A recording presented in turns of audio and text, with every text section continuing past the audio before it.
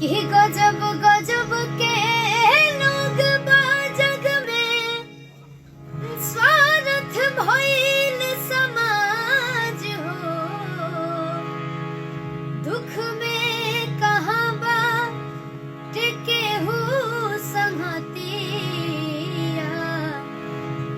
ई दुनिया में आज हो।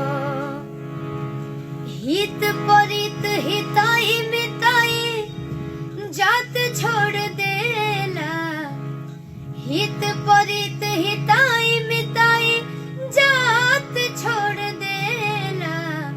जब समय होला कमजोर, कि जब समय होला कमजोर तो हर कोई साथ छोड़ देला।